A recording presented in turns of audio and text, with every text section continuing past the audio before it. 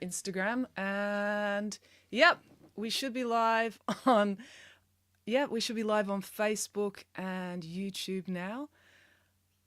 We're telling you, oh, yes, people are joining. That's awesome. Hello. This is pretty exciting. Hello, welcome to the book launch of Epically Good Greek Myths, my latest book.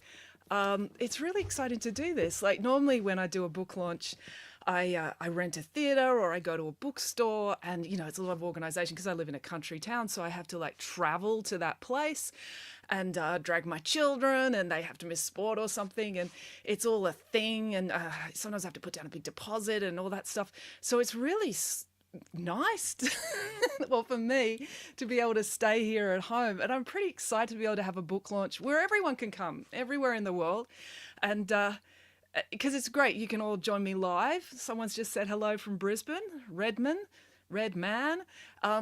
It's really exciting. So, and also I'll be able to record it and put it on the podcast, so thousands of people around the world can listen as well. Oh, thousands of people around the world could be watching right now live. It's a very exciting way to do a book launch. This is normally if you ever come to one of my live book launches, I usually, because when you're at the start, oh, hello from Canada. Hello, Molly. That's exciting. I was in Canada. When was I in Canada? Not that long ago, like April last year. And it's so beautiful. It's actually a lot like Australia. People there have the same sort of laid back attitude, which is pretty cool. Anyway, what was I saying? Yeah, if you come to any of my live events, usually what I do at the beginning, hello, Feline from Melbourne. I've got to stop saying hello to you and get on with the book launch, but hello. Usually I start off when everyone's just arriving, and because people turn up a bit late, they don't want to miss the good stuff when I'm like reading and revealing secrets. So usually at the beginning, what I do is I ask the audience a bunch of questions, and then I throw candy at them if they get them right. I also throw candy if they get the answers wrong. But I can't do that because you're online and you can't throw candy through the internet. So if you do have any candy with you, feel free to throw it at your own head right now. All right, everyone's pouring on now. It's wonderful to see you all. It's so good. So I should talk about the book because that's really what everyone wants me to talk about. My publisher would like me to talk about it. So the first thing I always do at a book launch is I hold up my book lots of times, and then I say, how did I come to write this book? Because that's really the story I'm telling you here today. So this book, now, some of the people tuning in will be fans of my books, and some of them will be fans of the podcast. Now, if you are a fan of the podcast, Bedtime Stories with R.A. Spratt, you will know all about this book already, because all the stories in this book have already been done on the podcast. So you think, why should I buy the book? Well, it's a great souvenir of all the, you get to see it written down. You can read it yourself at any time. But there are extra bits. At the end of every story, there's also like a fun fact. Because when I'm researching them, I learn all these really cool things. I thought, it'd be great to be able to put that in for you. Also, when they make me write it down, they make me fix up all the errors. Because the podcast is just me by the seat of my pants writing these stories, and often to really tight deadlines. So I'm just focused on telling a great story. But when Penguin gets hold of it, they do make me like fix the grammar and get some of the details closer to the truth. Although I always say, when your stories are being told by a flying talking pig, what does truth really matter anyway? Anyway, so how did I come to write this? Well, it's all from the podcast, really. Like the podcast I started doing, it's actually, I've been so busy the last 18 months. I can't like keep track of all the milestones. And actually around now is a huge milestone, because it's around now is like, I'm not even sure the exact date, but it's just about, I think in the next week, the 5th anniversary of me doing Bedtime Stories with R.A. Spratt. It started right back just like at the beginning of in March 2020, and like COVID hit within like a fortnight of me starting the podcast, and so it sort of, the podcast took off because everyone was locked in their houses. And when I started doing the podcast, I thought, I'll only do, I had about 10 stories already written, so I thought I'll do those. I'll do some Nanny Piggin stories. I'll write a few more stories. The podcast will go for like 6 months. I'll do 26 episodes. It'll be fun. I'd never recorded audio recording before, so I thought that'd be a really fun thing for me to do. Very different, because until that point in my career, so like I've been a writer for 27 years. So the first 22 years of my career, I spent 10 years as a television writer, and then I started writing books, and then I was doing both at the same time for about 5, 6, 7 years. And then I've just been writing books. So it's been a very silent world here in my office for those like first 22 years. And then I really wanted to do an audiobook, and Penguin weren't keen. They wouldn't let me, basically. So I thought, I've been a writer for 22 years, and I was looking to change things up and do something different. And I thought I really love telling stories out loud when I go out and do presentations at schools and things. So I thought I'll just do a podcast and I'll tell a story once a week. So that's what I did. I had all these, the first episodes of the podcast of stories I just had that I'd written over the years. And then I did some Nanny Piggins stuff. And then I thought I can write some more. And so I started off with like Nanny Piggins versions of classic fairy tales. And I was doing the Tall Tales with Tammy and Mum, which is obviously I'm Mum, and my younger daughter Tammy was based on her. And, I started to run out of fairy tales that everyone knew. So then I had to research fairy tales that people didn't know so well. And then I started sort of like branch out. I did some historical things like George Washington, and did I do Marie Curie? Anyway, I did a bunch of different history. I did some Shakespeare stories. And then I did all the pesky kids stories because they didn't want to make those into audiobooks at all. So I said, I'll just do all of those on the podcast. And then I started to reach around for more folk tales, and I started doing Greek myths. So I was still doing fairy tales. I was still doing Greek myths. I was still doing Nanny Piggins stories from the books, and I was occasionally Friday Barnes stories from the books. But the Greek myths became really, really popular. So the publishers eventually got on board with the whole podcast thing, and they started publishing books of the podcast. So they published Shockingly Good Stories, Astonishingly Good Stories, and then the big one, Bedtime Stories with R.A. Spratt. And there were Greek myths in all of those. But they came to me and said, kids love Greek myths. And I'm like, no kidding. They're so crazy violent, and the stuff that happens is insane. They're really good fun. And they said, well, why don't you just do a collection of Greek myths? I'm like, yeah, I can totally do that. So I got the most recent Greek myths I'd done on the podcast. I started focusing more on Greek myths in the podcast, and I did all the stories of Jason and his quest to get the golden fleece, and I did a few other ones, and they collected them and made them into this book. And then they got this illustrator. Her name is Lucinda Gifford, and normally she does... I'm just a bit worried because the computer might not do justice to how beautiful these colors are, but these are really beautiful colors, and it's sort of... Yeah, it's a really beautiful book when you see it physically in a store, because Lucinda Gifford is an incredible artist. She normally does like picture books, and I'm so grateful that Penguin hooked me up with such a great artist to work with. It's just made it so beautiful. So that is how this book came to be. It's like a byproduct of the podcast, and just my love of Greek mythology. Because when I was growing up, I went to a regular state school. My parents... they had fairly, they grew up in rural England. They went to regular state schools too. We didn't grow up with knowing a lot of Greek mythology. I never studied ancient history. I never studied the classics at school. My mum, I've actually got her copy here, I think. Yeah, my mum, when I was a kid, read me a couple of stories from this book, this very old book, which is Tales of the Greek Heroes by Walsh. It's his translation. And she particularly loved... My mum has this weird sort of... Like people say, oh, kids love Greek myths. And I personally think the crazy violence is part of it, because most books these days are very, very sanitized, particularly children's books. And some of the stuff in the stories, and my mum, that stuff really appealed to her. She was a primary school teacher, and she loved the story of Theseus, on his journey. Like I do it on the podcast, where he's traveling to meet his father, and on the road to his father's palace, he goes past like all these 6 different entrances to the underworld, and there's all these evil people at the entrances, and one of them is the blacksmith who gets people to lie in his bed, and if they're too tall for the bed, he chops their feet off, and if they're too short for the bed, he stretches them. So my mum, for some reason, loved that story, so she read me that story from that book when I was a kid. But generally I didn't know a lot about Greek mythology because I grew up pre-Percy Jackson and all that, whereas your generation, people who read my books, you're actually really familiar with Greek mythology. It's actually incredibly impressive. For someone of my generation, I'm 49, people our age, we grew up when there were, in Australia, 4 television channels. And every Friday night there would be a movie on television, and everyone would watch it, and they would have Sunday night movies, and everyone would watch it, and you'd go to school on Monday, and you'd all watch the movie the night before. And if you were sick home from school, they would have midday movies, old movies like old westerns on the TV. So it meant that everyone watched the same TV shows pretty much, and they watched the same movies. So everyone had all this stuff they had in common. I can't remember where I'm going with that. Oh yeah. So, but today kids, they can read anything. Like all this stuff that you've got access to that we didn't. Like manga, not manga, manga. The cartoons from the graphic novels from Japan.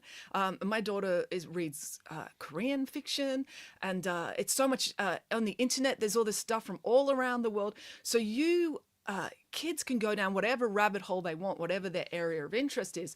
There's not like one thing that everyone watches and has in common. So when I go and do presentations at schools, it's really hard for me, say I'm trying to explain story structure, to say, well, what one movie has everyone seen? Like, it's very hard to find one movie every single kid in the group has seen. Whereas in my day, everyone had seen Star Wars, Grease, Sound of Music, because it was just on every year on TV.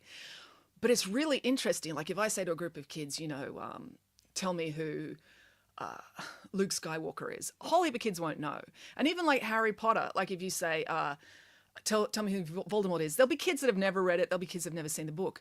But if I do a presentation and I say, who here knows who Medusa is and can tell me the two most significant facts about why she was dangerous, every kid knows. And you think, that's amazing. They know that she had snakes for hair, and they know that her glare could turn kids into stone. Like, I've never met a group of kids, doesn't matter socioeconomics or where they are in the world. I did an author talk in Singapore, all the kids knew, and doesn't matter how wealthy the kids are, where they are. If you get up in front of a group of 100 kids, they will, between them, know who Medusa is, and that she had snakes for hair, and that she could turn you to stone with her glare. That's how powerful Greek myths are, that everyone knows about them. All these, just 2,500 years since the Greek Empire. And these are stories that predate the Greek Empire by 1,000 or 2,000 years. So it's amazing the power of these stories. So when I started to put this book together, my publishers got excited, kids got excited, Lucinda Gifford got excited. So that is how this book came to be. All right, so this is the traditional first part of a book launch, where I've just glanced across at the comments and someone has said, party cannon? They've obviously been to one of my book launches. I always launch a party cannon at the end. Rest assured, there is a party cannon. I actually have it here. It's the biggest party cannon I've ever bought. It's 75 centimeters, so that's like 2.5 feet long. And the reason I have it is because I bought this for the Canberra Christmas show I did last year. And they freaked out because they thought they didn't want me to let off a confetti cannon. And to be fair, it's the biggest one I've ever bought. And it's supposed to shoot 8 meters in the sky, the confetti. And when you perform at a theater, all the lights are about 6 meters above your head. And so they were rightfully concerned that if I fired a cannon full of all these wispy bits of paper up, it would go into the lights and catch fire because the lights are so hot. So I had to go and buy some that were half the size. But as a result, I've got these 5 enormous confetti cannons that I have not been able to use anywhere because the theatres don't like it if I set fire to them. So I thought I might let one of those off at the end. So rest assured there will be... Oh, I did do Marie Curie. Thank you for letting me know. Maeve. All right. Okay, now this is, I'm getting sidetracked. I have such a digressive mind. I can just sidetrack all day, but I better do the things that you're meant to do at a book launch. So what I'm going to do is I'm going to read to you from the book, and then I am going to answer some people sent through questions, and then we'll do the confetti cannon. All right. So let's get into it. This is what it's all about. All right. So the book is Epically Good Greek Myths, and I will read to you the introduction first. That's the dedication page. This is really exciting. I've never opened it physically as a book and read it myself before. It's very weird when you write a book and it all just comes out of your brain to then see it as a physical object. It's crazy. Anyway, so here we are, launching it. This book is dedicated to all the children who secretly dream of time travel.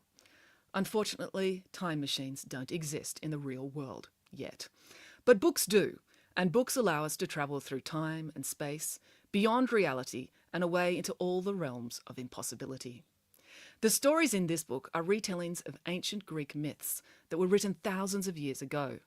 But even the ancient Greek storytellers who wrote these tales were time travellers because they were telling stories about Zeus and Hera, and Theseus and Hercules, versions of which had circulated for thousands of years before them. People have always wanted to travel to the most amazing places they can imagine, even places that don't exist anymore. Now with this book, you can too, and with the world's most glamorous flying pig as your tour guide. Yeah. Well, there you go. That's the introduction. And I am going to read to you. I thought I'd read the first story from the Golden Fleece set of stories, because there's several chapters, obviously, about Jason and his quest to find the Golden Fleece, or sheet cake as it ends up being what he's going for. I should have explained about Nanny Piggins. Anyway, Nanny Piggins is the world's most glamorous flying pig. And I discovered very early on in the podcast, like the first couple of episodes of the podcast, there's somewhere there's like a grandmother figure telling the stories. And then I just swapped to Nanny Piggins at some stage. And I pretty much increasingly stick with Nanny Piggins telling the stories, because I just find Nanny Piggins, the way she talks and thinks, is basically the way I think. But if I spoke like that in real life, I'd get in a lot of trouble. And I just find the stories are much more fun when she is narrating them, because she has such an interesting worldview, and she can say outrageous things that I would get cancelled for if I said them. And yeah, she's just a lot of fun. She's so much fun. And I love having her voice in my head. So I love having that voice to share with you. So anyway, I'm going to read you The Golden Fleece as told by Nanny Piggins. Nanny Piggins, can you please tell us the story of Jason and the Golden Fleece? Asked Michael. No, said Nanny Piggins. No, asked Michael. Nanny Piggins did not often reject an opportunity to tell a story. She believed stories to be highly educational, fictional ones much more so than non-fiction, because non-fiction was often more fictional than you realised, so you could end up knowing less than you thought you did. Whereas fiction was sometimes this, by the way, is something you're going to discover. The podcast is very edited. Like I slip up a lot, particularly on pronunciations of Greek names. So I edit that as much as possible. I'm not going to be able to do that with this reading, so you're going to see how much I stuff up in real life. Okay, let's pick that up again. Because non-fiction was often more fictional than you realised, so you could end up knowing less than you thought you did. Whereas fiction was sometimes more non-fictional than you realised, so you often ended up knowing more. Or should that be the other way around? Whereas fiction was often more non-fictional than you realised, so often ended up knowing less. Yeah, that should be the other way around. Sometimes we have errors in these books. And she took her job as a nanny seriously, so she told her stories all the time. No, said Nanny Piggins, and by no, of course, I mean yes. Phew, said Michael. I will eventually tell you the story of Jason and the Golden Fleece, because the official ancient Greek version of the story is outrageously inaccurate. It so often is, said Derek. They were yet to discover an ancient Greek myth that Nanny Piggins didn't know for a fact to be significantly untrue. But to tell you the story of Jason, I must first tell you the backstory of the Golden Fleece, explained Nanny Piggins, because the story of Jason is a fabulous epic tale across multiple locations involving dozens of different monsters, gods, and natural disasters. But the story of his journey to get the Golden Fleece doesn't make any sense if you don't appreciate what the Golden Fleece is. I hadn't thought about it that way, said Derek. The Argonauts who sailed with Jason were 50 of the greatest heroes in all of the ancient Greek story days. So the question is, what was so great about this fleece that they were all prepared to get on a boat together, risking their lives to get it? I don't know, admitted Michael. Exactly, said Nanny Piggins. So I will tell you that story first. And as is so often the way, the story begins with dreadful parenting. Specifically, it started with Zeus. Ugh, not him again, said Samantha. As we know, Zeus, in his role as king of the gods, had some really strange ideas about how to run the world. Now, Zeus had this friend called Ixion. He was half god, the son of... He was a half god, the son of Ares, possibly. He was also the king of the Lapiths. Anyway, Ixion got into trouble because Ixion got into trouble because he'd just gotten married, and he got into an argument with his father-in-law about how many horses he would give in exchange for his wife. He traded horses for his wife? Asked Samantha. No, that wasn't the problem, said Nanny Piggins. Ixion refused to trade horses for his wife. Because he was a feminist and he thought women should not be bought and sold? Asked Derek. Oh no, said Nanny Piggins, because he really liked his horses and he didn't want to give them away. He wanted to keep his wife and his horses, which was not the done thing in the ancient Greek story days. It was considered very rude.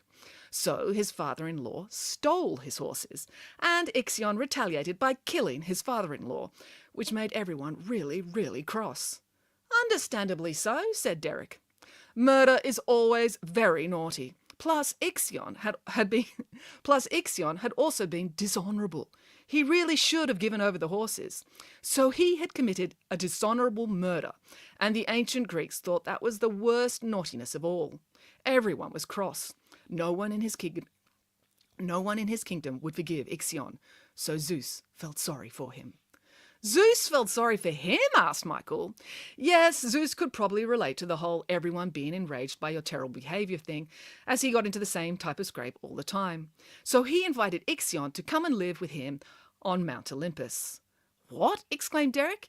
You mean Ixion went up to Mount Olympus and slept on Zeus's sofa? Basically, yes, said Nanny Piggins. But it did not go well. What a shocker, said Samantha, sarcastically.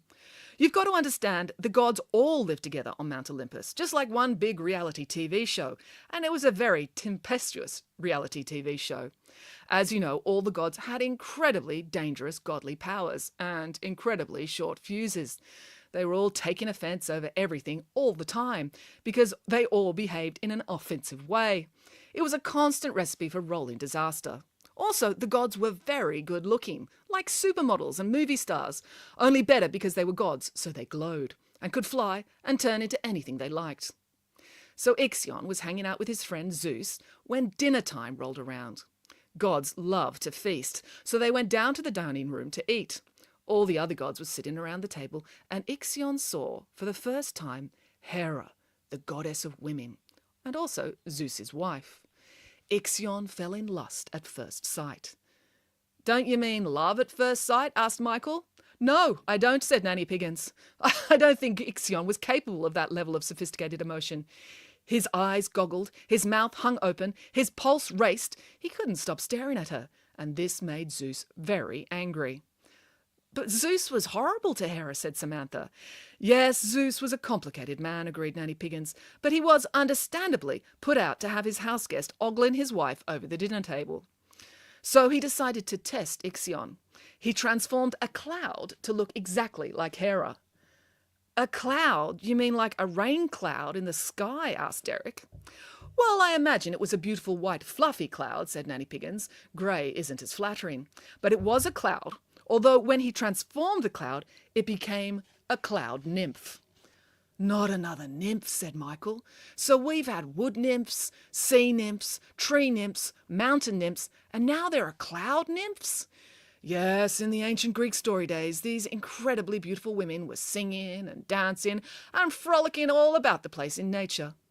So anyway, this cloud nymph was called Nephilie, and she was a dead ringer for Hera. Zeus asked her to sit in the living room on Mount Olympus, and they waited for Ixion to walk by. She didn't have long to wait.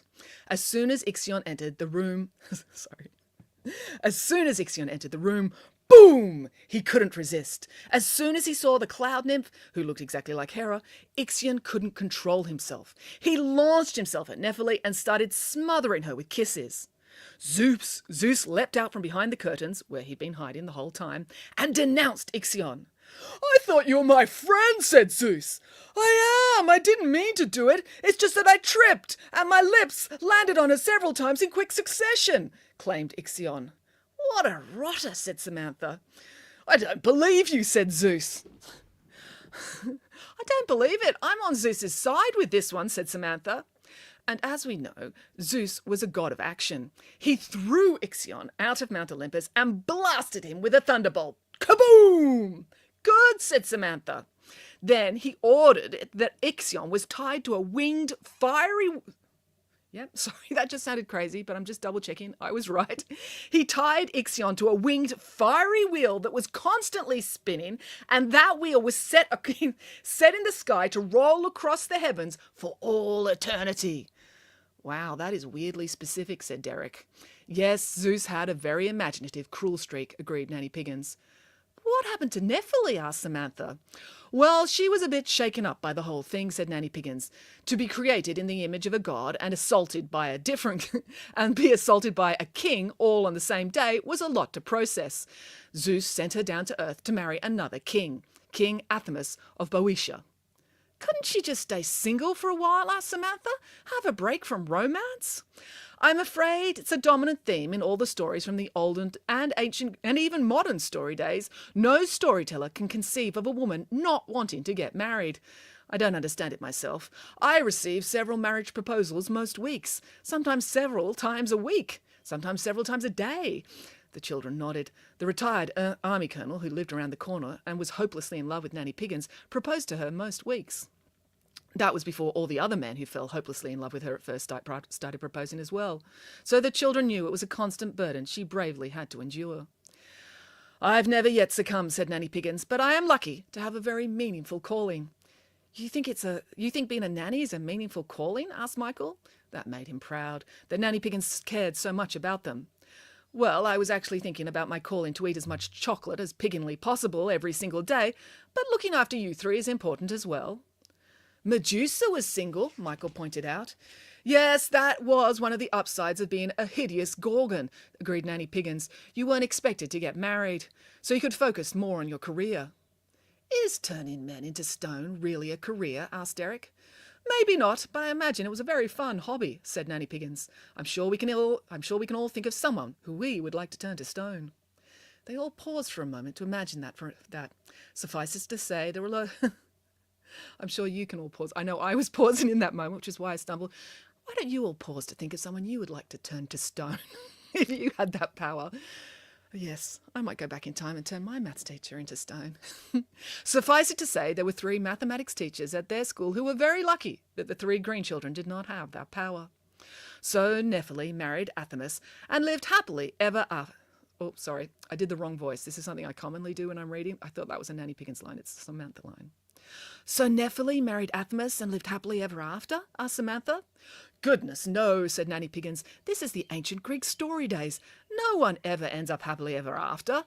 Athamas and Nephilim did get married, and they had twins, a boy called Phrixus and a girl called Helle." "Nice," said Samantha. "Then Athamas fell in love with Princess Ino of Thebes," said Nanny Piggins. "What? He was married to a cloud nymph who looked exactly like Hera, the most beautiful of all the gods," said Samantha. "And everyone likes nymphs because all they do is sing and dance and frolic," said Michael. Yes, that's true," said Nanny Piggins. "So was Ino a nymph too?" asked Derek. "No, she was just a smoking hot princess," said Nanny Piggins. "Wow," said Samantha. "I thought Zeus was bad, but Ixion and Athamas are actually making him look good." "So Athamas cast off Nephilim and married Ino," said Nanny Piggins. But Ino did not like her stepchildren. "Didn't Nephilim get custody?" asked Samantha. "No, she went back to being a cloud," said Nanny Piggins. "And the children were humans, not clouds, and they couldn't survive in the sky at incredibly high altitudes, so she didn't get joint custody." "That is so sad," said Michael. "I'm not surprised she went back to being a cloud," said Samantha, "after all those relationships." Now, Ino may have been beautiful, but she was a really bad stepmother. She hated Phrixus and Helle with every fibre of her body. Once she had her own children with Athamas, she wanted to get rid of Phrixus and Helle, get them out of the way, so her children would be next in line to the throne. "She didn't kill Phrixus and Helle, did she?" asked Samantha. "No, of course not," said Nanny Piggins. "Thank goodness," said Samantha. "She tricked her husband into killing them," said Nanny Piggins. "How did she do that?" asked Derek. "Well, you've got to understand, there was no processed food back in the ancient Greek story days. There were no refrigerators, nothing was freeze-dried, there was no way to store food, and the chocolate bar had not been invented yet. If crops didn't grow, then people starved, and starving people are always unhappy. So Ino decided to use this to her advantage. All the seed that was to be planted in the fields was kept in a safe place in the palace. So Ino snuck in, took all that seed, and roasted it in an oven." "Huh? Why did she do that?" asked Michael. "Well, you see, seeds are living things. They're like tiny sleeping plants," explained Nanny Piggins. "If you roast them, they'll look the same, but the high temperature will kill the seed. So when the farmers plant the seeds, none of them grew. They were devastated. There was no food for the rest of the year. It never occurred to the farmers that the Queen herself had gone cocoa bananas and sabotaged an entire nation's food supply. They assumed they'd all done something wrong to make the gods offended, so they pleaded with King Athamas to do something. Athamas knew nothing about seed germination because science hadn't been invented yet, so he sent messengers to the smartest person in the land, the Oracle of Delphi. The oracle was a priestess who made divine prophecies. She was basically like an advice columnist, only way more dramatic, and you had to walk a long way to see her. Anyway, Ina got hold of the messages, and she bribed them not to bother going all the way to Delphi to see the oracle. They just hid in a cave for a couple of days, then came back and told the king, "Oh, King Athamas, the oracle totally said that to make the crops grow again, and to save everyone from starvation, you must sacrifice your own children to the gods." "What?" cried King Athamas. Ino kicked the messenger in the shins, reminding him he had not given him that they had not given the whole message. But only Phrixus and Helle, the children from your first marriage. You don't have to sacrifice your children from your current marriage, because they're so cool and the gods really love them." "That's nuts," exclaimed Samantha. "That's what Athamas said Nanny Piggins. But the situation was so dire, and his people were starving, and everyone pleaded with him to do it.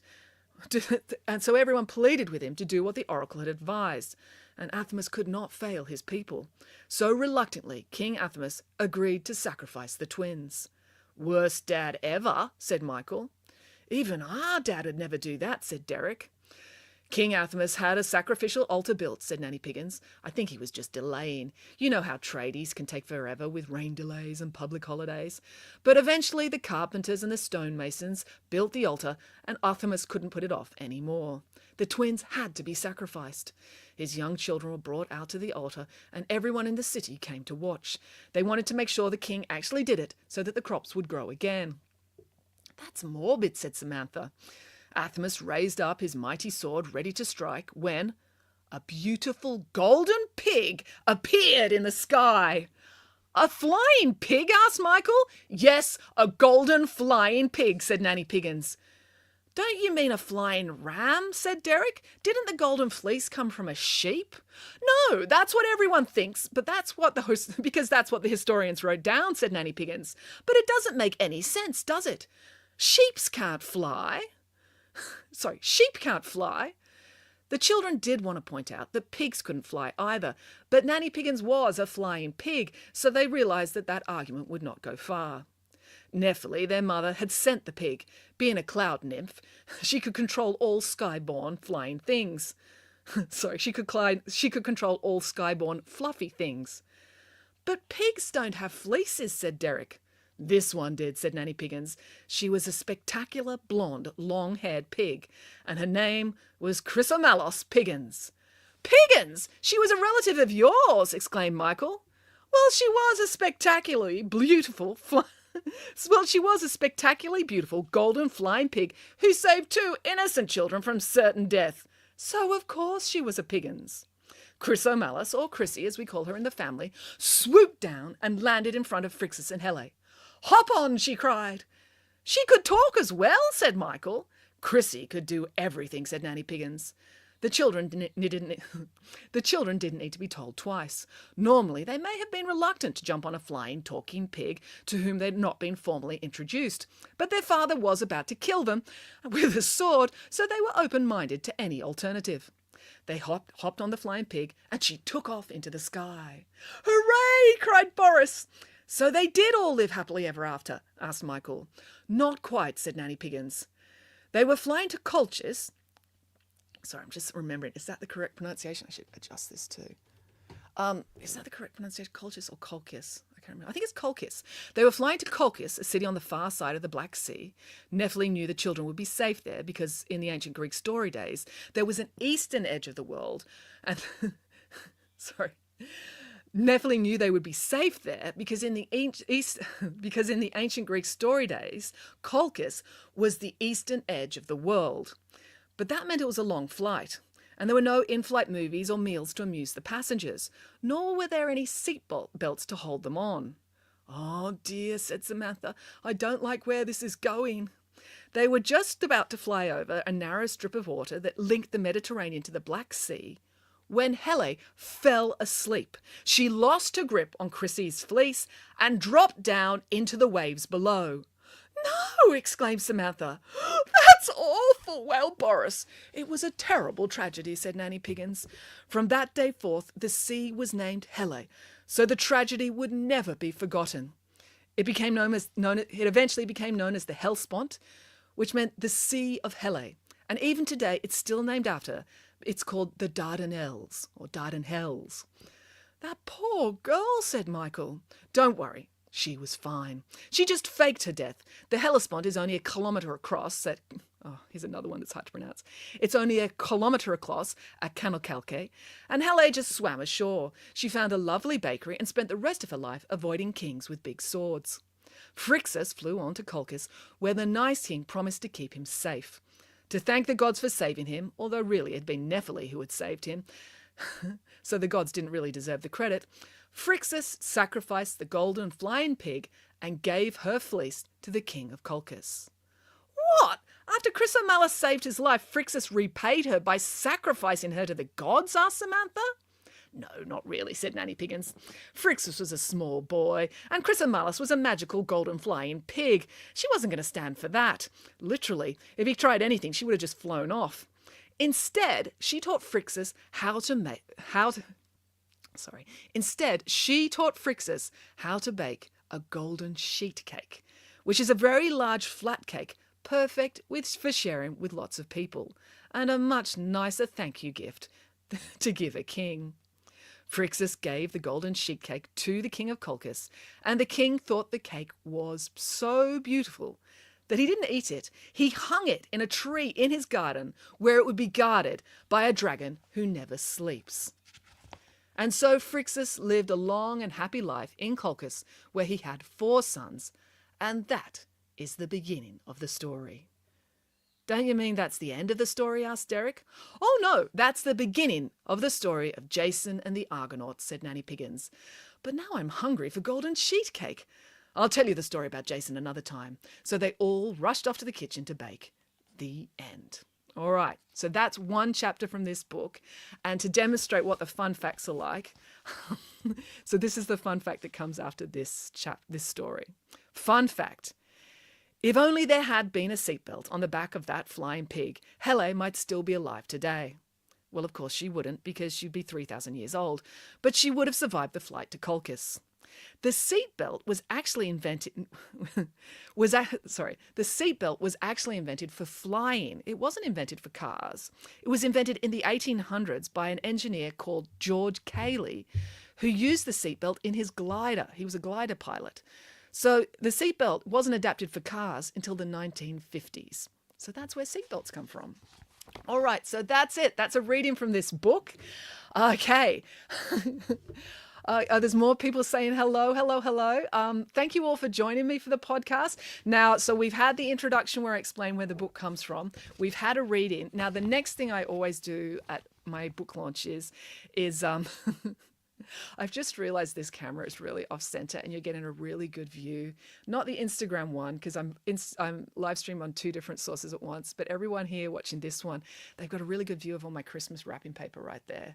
And just above the Christmas wrapping paper, you can see there's like a frame drawing that's a bit skew-if. That's actually Dan Santat, who illustrated the American editions of Nanny Piggins. He personally posted that to me.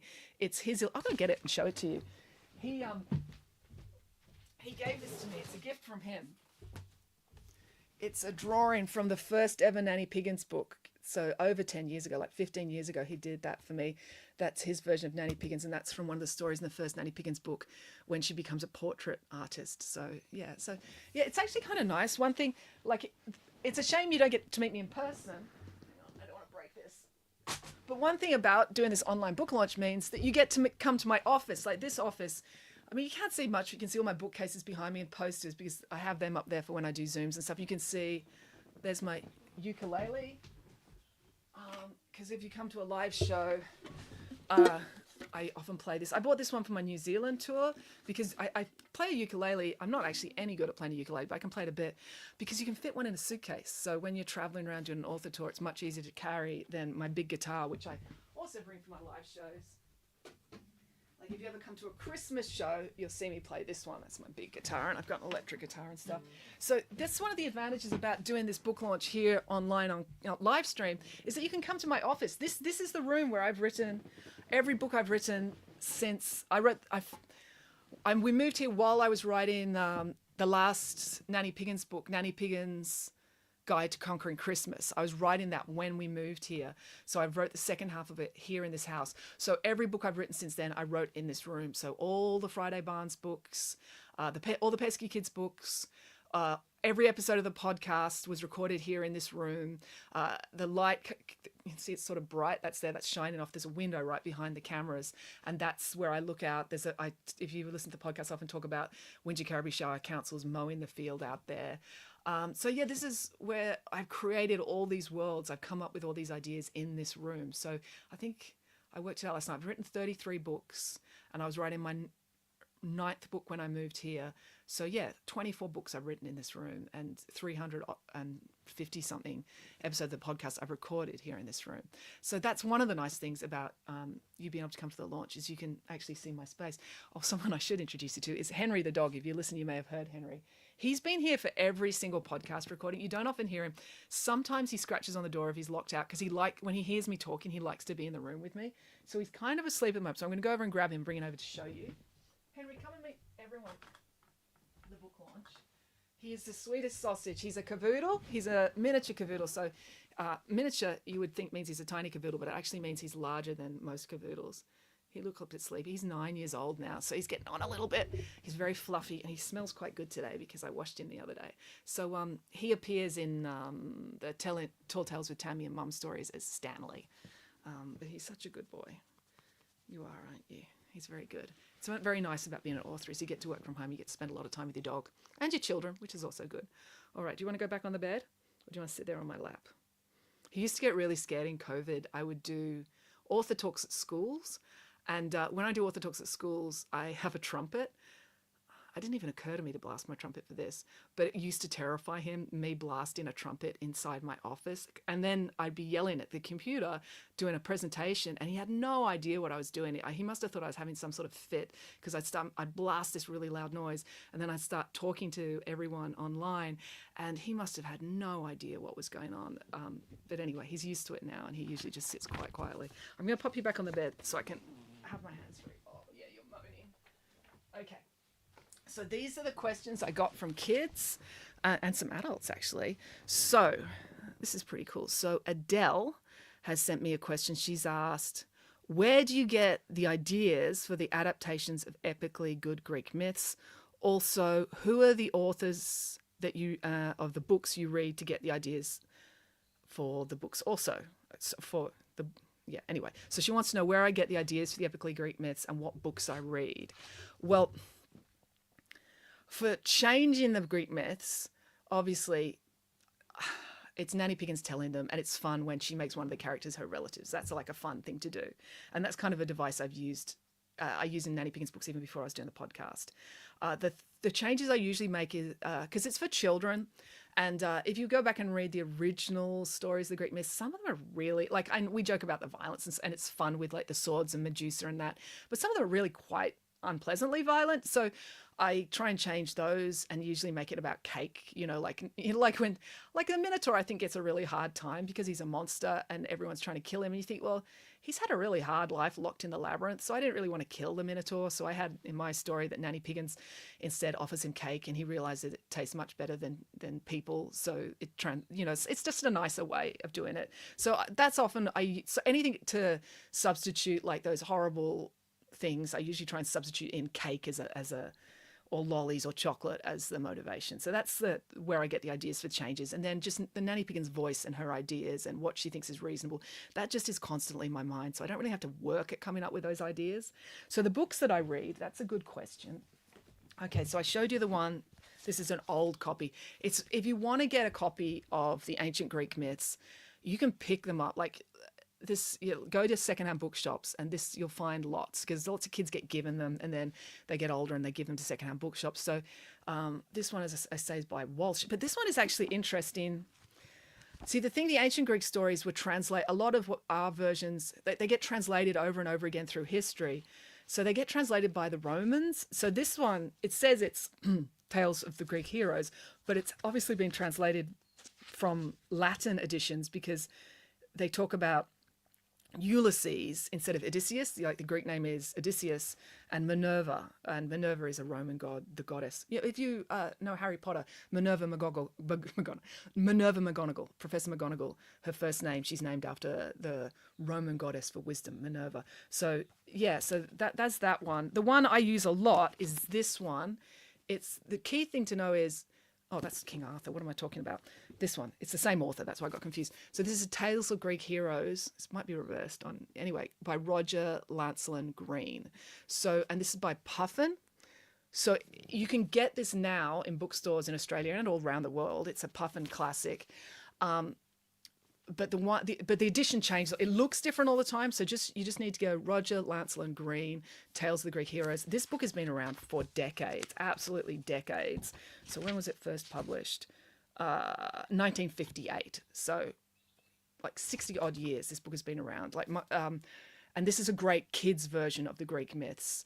But there's an edition right now in Australia, beautiful. It's sort of like yellow hardback with like a cloth cover. And it's got this awesome picture of Medusa on the cover. They've literally got it in the window of the bookshop Barrel in my hometown. And I saw it when I was touring QBD bookshops in Western Sydney yesterday. So it's obviously a new release. So it's got the same name, Tales of the Greek Heroes, and the same author, but the cover looks totally different. But if you look Puffin, Tales of the Greek Heroes, Roger Lancelin Green, that's a great place to start for kids.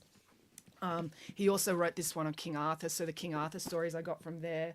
And I'm currently doing all the Odysseus stories on the podcast. So this isn't Roger Lancelin Green, but it's another Puffin edition of the Odyssey. But I always try and use multiple sources because for a variety of reasons, like I want to have my own take on it. And all these historians, like Roger Lancelin Green, he's writing in the 1950s.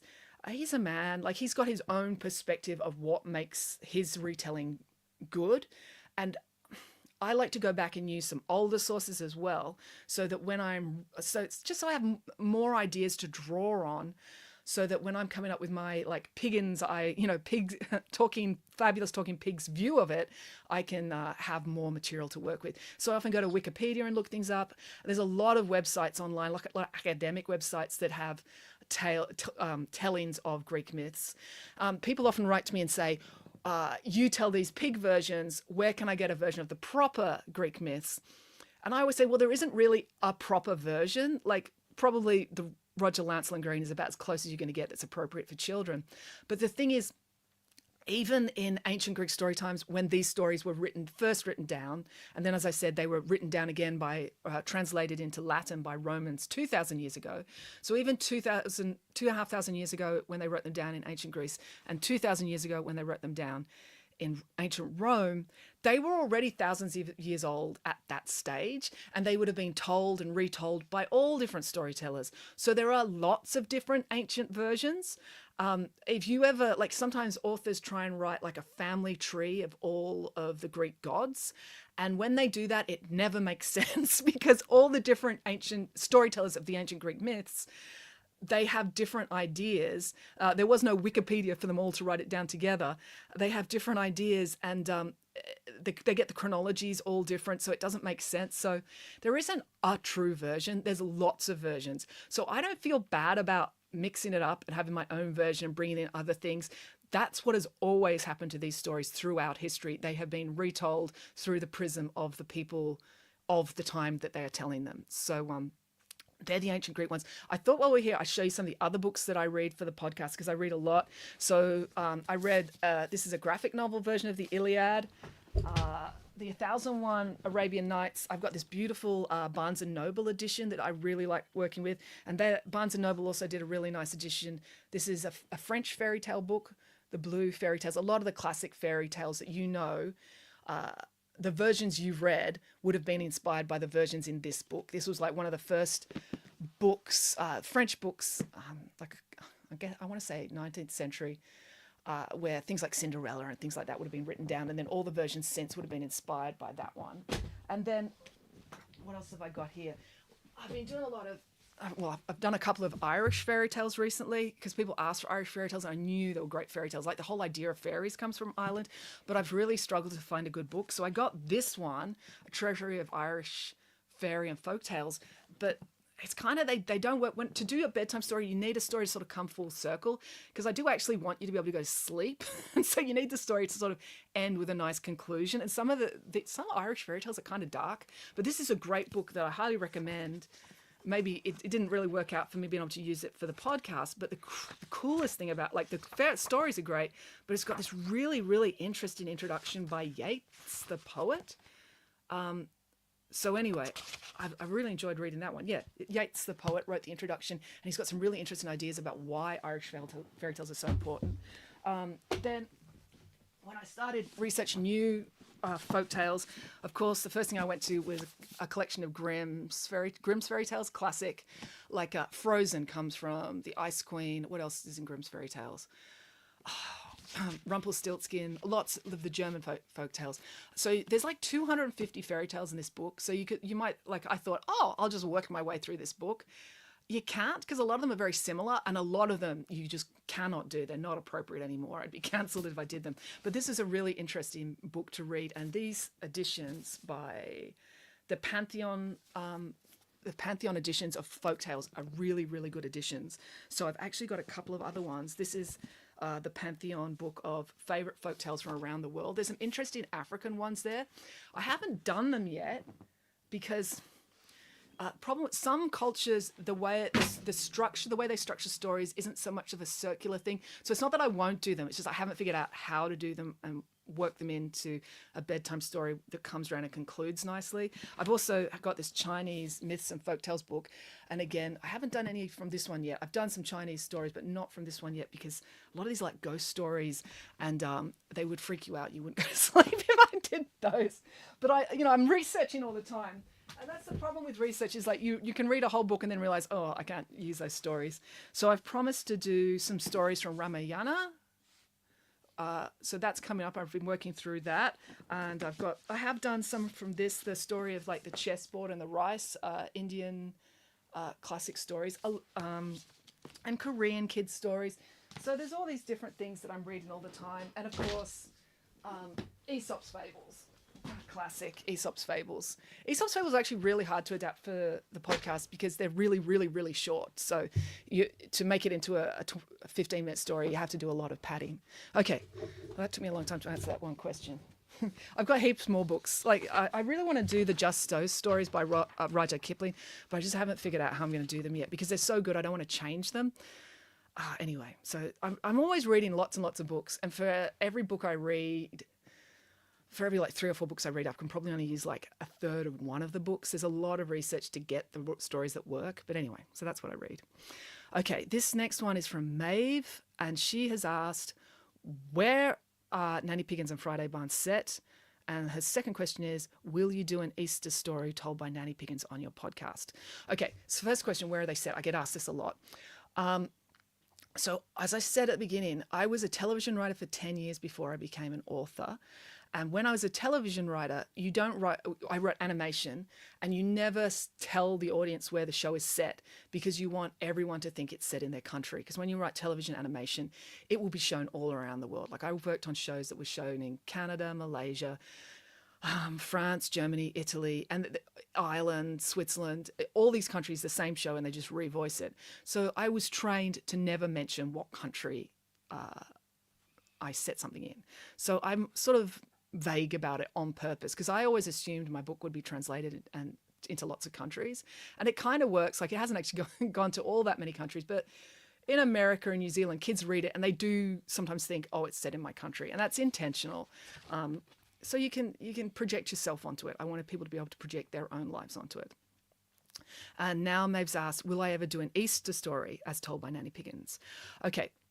Now, there's some problems with this. First of all, I have done a Nanny Piggins Easter story. I've done Nanny Piggins and the Ghosts of Easter. You might have to go back into the archives for that, but I think I did that in the first couple of years. It's a chapter from one of the books. It's Nanny Piggins and the Ghosts of Easter, where 3 ghosts come and tell her, show her why it's so bad that she behaves badly every Easter. Easter is a problem. Like I know I do heaps of Christmas stories, and I've done a Hanukkah story, but you have to be very, very careful when you talk about religion, and particularly Easter, because Easter is a sad holiday for people who are Christian.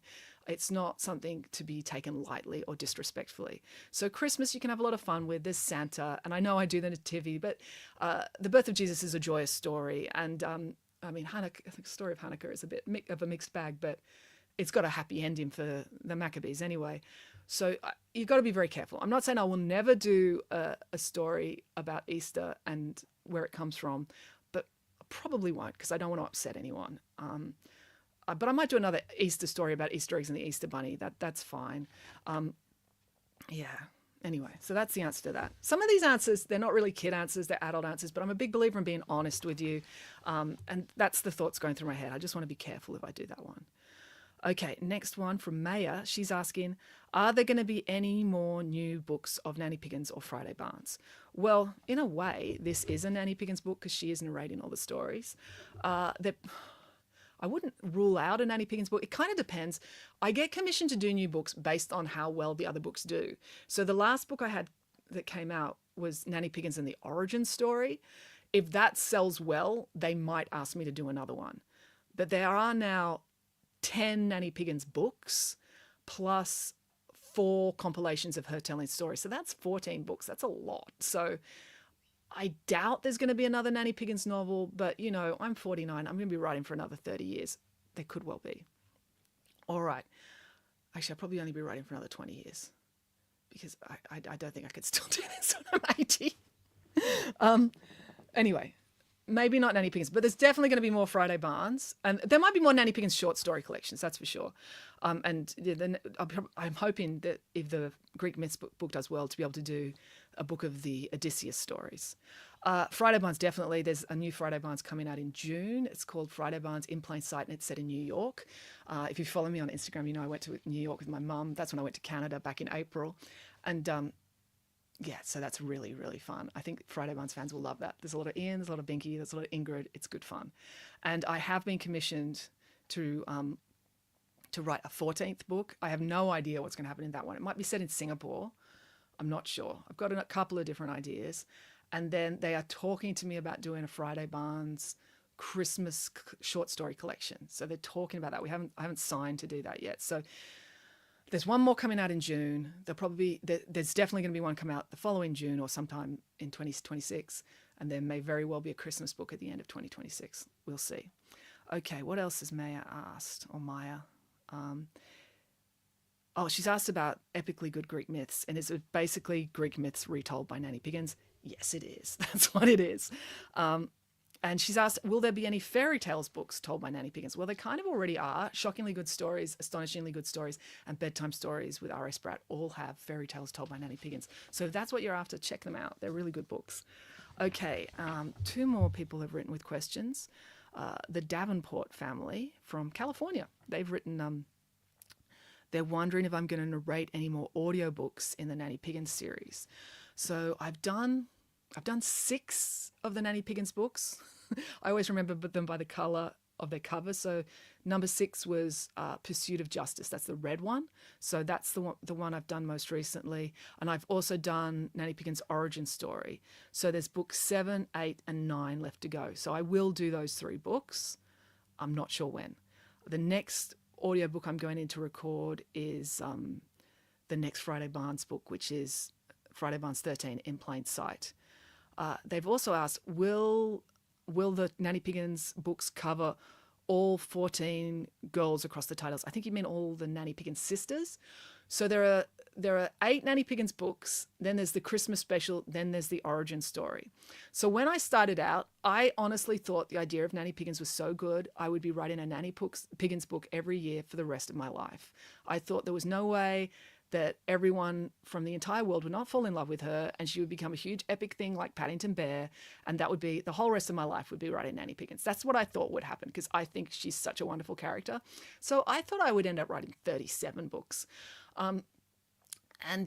Obviously everyone else thought I was delusional, including my publisher. So I tried to blackmail them into letting me write at least 14 by announcing to all my fans that it was a 14-ology, because there was because there was an author called Douglas Adams, and he wrote Hitchhiker's Guide to the Galaxy, and he always used to refer to it as a trilogy, but he wrote 5 books, so he always used to say it was the 5th book in the trilogy, and I always thought that was very funny.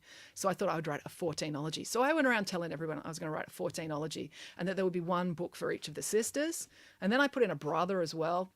But then I think it was after book 5, they asked me, the 5th book of Nanny Piggins, they asked me to stop writing Nanny Piggins books and write something else. And I said no, because I was pregnant with my youngest daughter, the one that Tammy's based on. And it was just horrifying to me, because I was working on all these television shows as well. I was working very, very, very hard, long hours. I had a 3-year-old, and I was about to have another baby. And the idea of having to come up with a concept and write a new series from scratch was just horrifying. It's like, I can't do that. I can't take that on as well. I said, oh, I can keep writing Nanny Piggins, but I can't come up with a new concept. And they were all like, oh, okay, well then we'll commission a couple more Nanny Piggins. So they commissioned a couple more, but they weren't really supporting them with marketing or anything. So I was writing them, but they weren't selling. So I got to book 8, and they sort of said again, maybe you could write something else. And I'm like, okay, because they weren't getting pushed into shops, so it's like there's no point me writing them if they're not selling. So I had to wrap it up. But then some other author let them down with a Christmas book, so they came back to me and said, can you just do 1 more? Can you do a Christmas special? You've got 8 weeks to write it. And I'm like, okay. But it sort of worked out that the first 8 books had a different Nanny Piggins sister in each book, and then I had to stop, like, not at a time of my choosing. But then I got the Christmas book. So in the Christmas book, I jam all the sisters in. They all turn up on Boxing Day, which if you're not from Australia, New Zealand or England, Boxing Day is the day after Christmas. So in that book, all the sisters that didn't get mentioned in the previous books, they all turn up on Boxing Day in the 9th book. And then all the sisters are again in origin story. So yes, I did at one stage intend to have 14 books with each of the different Nanny Piggins sisters, but that sort of, just from the economics of being an author, fell by the wayside. The weird thing is, like, publishing is very set up so that a book comes out, and if it does really well, everyone's really happy. But the thing with my books is, my books come out and they do okay, and everyone's like, oh, that wasn't quite as good as we thought. But then my books keep selling year and year after year. So now all those books have sold incredibly well, but it took years. Like, they're slow burners. So ultimately, all the books ended up being huge bestsellers. But in the minds of the publishers, when they came out, that's not the way they're perceived. So that sort of dogged me through my career with, like, that's how, in America, the books, they only published 3 Nanny Piggins. They only published 4 Friday Barnes, because it's hard to explain to people, oh, just be patient. Like, over the course of the years, they will sell a lot, because people in publishing come and go, and they want a more instant gratification. So it's kind of complicated to do with lots of business, boring things. Okay, but that's that question. Okay, one more person asked questions. Louis has asked, he's got 3 questions. Do you have any advice for young writers? I'm actually a terrible person to ask for advice, because I'm a really disorganized mind. I like very scattergun, and I'm very truthful, which probably isn't really, like, you want to encourage children, and there's a lot. It's hard work. And my story is the opposite to a lot of writers. Like, I fell into this by accident almost. I got a job, and I've been a writer ever since. Like, I literally turned up to do work experience, to work behind the scenes, behind the cameras on a television show. And there was none of the crew there that day. So I sat with the writers, and I was offered a job at the end of the week. And I have been a writer ever since. So I haven't got the stories about what work you need to do to get to where you're going. I would say what helps me now, like I was showing you all my books, I love learning new things, and I'm endlessly curious about obscure little things. I think, the more you can learn, like, read the paper, read books, just pay attention to the world around you, take an interest in people, ask follow-up questions. Older people are fascinating when you start talking to them and finding out what they've done in their life. All people are fascinating when you start talking to them and finding out their attitudes and what they've done in their life. So just pay attention and read. And I didn't write my first book till I was like 32. So don't be in a rush. You have to have something to say that is worth capturing people's attention. But also, writing books, writing anything is storytelling. So start thinking about everything in terms of storytelling. If you want some more specific advice, I'd recommend go to my website, raspratt.com. There's things for teachers is one of the tabs, and there's a video there on how to do story structure. It's like an 11-minute video where I explain how to structure a story. Like I was saying, you need a story to come full circle. And so it's satisfying and you can you'll have that calm at the end and be able to go to sleep. Watch that. That's very helpful. And there's also I've got like a zine you can print out that's just got the most basic tips, but they are actually like the very simple things like who is your hero, what is their problem, like these basic questions you need to ask yourself. It's amazing how many writers don't ask themselves these simple questions before they embark on writing a story. But if you ask yourself these simple questions and focus on them, it will improve your storytelling. So look up those resources on my website, raspratt.com, under the Things for Teachers tab. Okay, second question is, are you going to write another Nanny Piggins book? Oh, we've answered that. Probably. I said probably not, but realistically, I'm sitting here thinking about it. The chance of me not writing another Nanny Piggins book, I can't imagine it. Oh, Louis must be from Brisbane. He's also said, please do another Brisbane show. I think I went to Queensland. Well, I know it. I went to Queensland 6 times last year, so I'm sure I will be back. I'm not doing as much travel this year because my daughter is doing the HSC, the final year of high school. So I promised her not to be away from home as much. I did so much travel over the last 2 years, and it's kind of unfair on my kids to be away from home that much.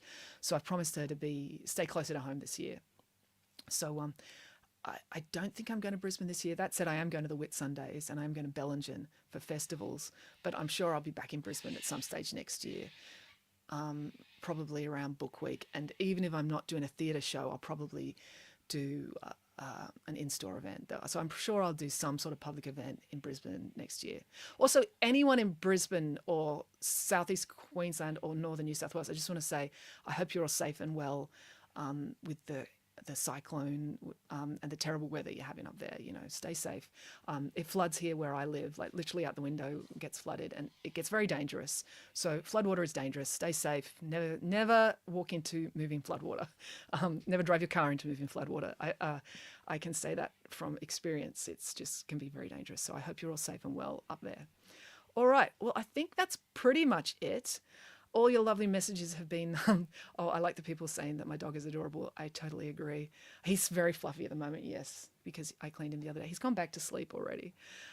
Okay, so I better wrap up because you've got your Saturdays to get on with, and I've been talking for over an hour. So I did promise the rocket. It's designed to shoot 8 meters in the air. And my ceiling is only like 2.5 meters high. Oh, I just banged the microphone. Okay, so let's see if this works. So this will be the big conclusion. So thank you very much for coming and helping me launch Epically Good Greek Myths. If you'd like a signed copy, and if you're in Australia, New Zealand, you can use the link, go to Booktopia. I went down there and signed a whole bunch of copies. If you are overseas and you want like a book plate sticker to stick in front of a book, one of my books, you can go to my Coffee page and you can order one there, and there's a little fee to cover the postage to you, and I'll post that off to you. A lot of people have already done that, so I'll be getting that off to you this week. All right, so that's it for now, and now we'll finish by scaring my dog and totally trashing my office. I'm actually running over my research books with my chair. Okay, here we go. Let's go. So this is to officially launch Epically Good Greek Myths. 3, brace yourself, Henry. Brace yourself. He's woken up. He's licking his lips. He thinks food's coming. He's pretty right. I'm going to have lunch after this. 3, 2, 1. Oh, gosh. Whoa! Happy book launch! Bye.